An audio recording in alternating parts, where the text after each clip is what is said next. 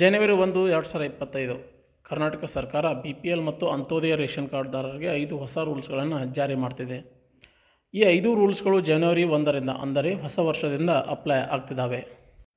ಹಾಗಾದರೆ ಆ 5 ಹೊಸ ರೂಲ್ಸ್ಗಳು ಏನು, ಯಾರಿಗೆ ಅಪ್ಲೈ ಆಗುತ್ತೆ, ಅದರ ಪರಿಣಾಮಗಳೇನಂತ ಈ ವಿಡಿಯೋದಲ್ಲಿ ನಿಮಗೆ ಹೇಳಿಕೊಡ್ತೀನಿ. ಅದಕ್ಕಿಂತ ಮುಂಚೆ ನೀವಿನ್ನೂ ನಮ್ಮ ಚಾನಲ್ಗೆ ಸಬ್ಸ್ಕ್ರೈಬ್ ಮಾಡಿಲ್ಲ ಅಂದರೆ ದಯವಿಟ್ಟು ಸಬ್ಸ್ಕ್ರೈಬ್ ಮಾಡಿ, ಹಾಗೆ ಪಕ್ಕದಲ್ಲಿರುವ ಬೆಲ್ ಐಕನನ್ನು ಪ್ರೆಸ್ ಮಾಡಿ.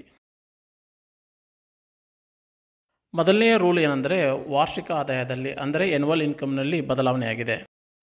ನಗರ ಪ್ರದೇಶದಲ್ಲಿರುವ BPL ಮತ್ತು ಅಂತ್ಯೋದಯ ಕಾರ್ಡ್ದಾರರಿಗೆ ಎನ್ಯುವಲ್ ಇನ್ಕಮನ್ನು 3 ಲಕ್ಷದವರೆಗೂ ಚೇಂಜ್ ಮಾಡಿದ್ದಾರೆ. ಹಾಗೆ ಗ್ರಾಮೀಣ ಪ್ರದೇಶದಲ್ಲಿರುವ BPL ಮತ್ತು ಅಂತ್ಯೋದಯ ಕಾರ್ಡ್ದಾರರಿಗೆ ವಾರ್ಷಿಕ ಆದಾಯವನ್ನು 2 ಲಕ್ಷದವರೆಗೂ ಮಿತಿ ಮಾಡಿದ್ದಾರೆ. ಇನ್ನು ಎರಡನೇ ರೂಲ್ ಏನಪ್ಪ ಅಂತಂದರೆ ಆಸ್ತಿಯ ಮಿತಿಯಲ್ಲಿ ಬದಲಾವಣೆ. ನಗರ ಪ್ರದೇಶದಲ್ಲಿ 100 ಚದರ ಮೀಟರ್ಗಿಂತ ಹೆಚ್ಚಿನ ಪ್ಲಾಟ್ ಅಥವಾ ಮನೆಗಳನ್ನು ಹೊಂದಿದ್ದರೆ ಅಂಥವರು BPL ಮತ್ತು ಅಂತ್ಯೋದಯ ಕಾರ್ಡ್ಗಳಿಗೆ ಎಲಿಜಿಬಲ್ ಇರಲ್ಲ. ಹಾಗೆ ಗ್ರಾಮೀಣ ಪ್ರದೇಶದಲ್ಲಿ 100 ಚದರ ಮೀಟರ್ಗಿಂತ ಹೆಚ್ಚಿನ ಪ್ಲಾಟ್ ಅಥವಾ ಮನೆಗಳನ್ನು ಹೊಂದಿದವರು ಕೂಡ BPL ಮತ್ತು ಅಂತ್ಯೋದಯ ಕಾರ್ಡ್ಗಳಿಗೆ ಅರ್ಹರಿರುವುದಿಲ್ಲ. ಇನ್ನು ರೂಲ್ ನಂಬರ್ 3 ವಾಹನ ಮಾಲೀಕತ್ವದಲ್ಲಿ ಬದಲಾವಣೆ.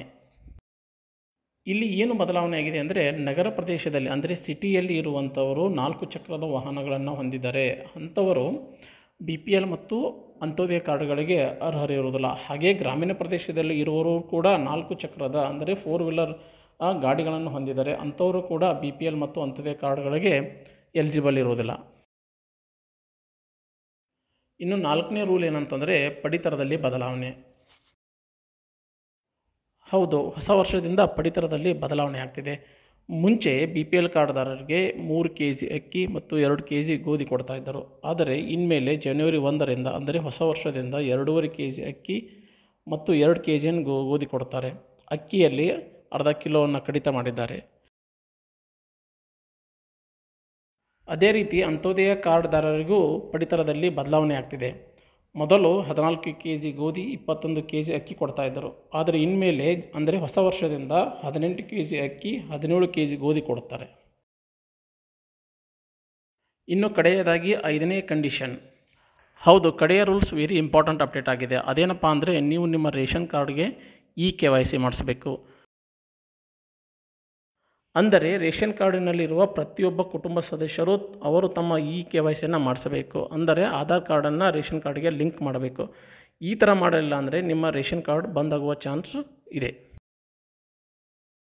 ಈ KYCಯನ್ನು ನೀವು ಡಿಸೆಂಬರ್ 31, 2024 ಒಳಗಾಗಿ ಮಾಡಿಸಬೇಕು. ಮಾಡಿಸಲಿಲ್ಲ ಅಂತಂದರೆ ನಿಮ್ಮ ಕಾರ್ಡು ರದ್ದಾಗುವ ಚಾನ್ಸ್ ಜಾಸ್ತಿ ಇದೆ. ನೀವು ನಿಮ್ಮ ರೇಷನ್ ಕಾರ್ಡಿನ KYCಯನ್ನು ಆನ್ಲೈನಲ್ಲಾದರೂ ಮಾಡಬಹುದು, ಇಲ್ಲ ಅಂತಂದರೆ ಗ್ರಾಮಗಳಲ್ಲಾದರೂ ಮಾಡಬಹುದು, ಅಥವಾ ನೀವು ಪಡಿತರ ತಗೊಳ್ಳುವಂಥ ರೇಷನ್ ಅಂಗಡಿಯಲ್ಲಾದರೂ ಮಾಡಬಹುದಾಗಿದೆ.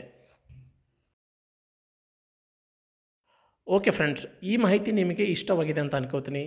ದಯವಿಟ್ಟು ನಿಮ್ಮ ಅಭಿಪ್ರಾಯಗಳನ್ನು ಕಮೆಂಟ್ ಬಾಕ್ಸ್ನಲ್ಲಿ ತಿಳಿಸಿ. ಮತ್ತೆ ಮುಂದಿನ ವಿಡಿಯೋದಲ್ಲಿ ಮೀಟ್ ಆಗೋಣ. ನಮಸ್ಕಾರ.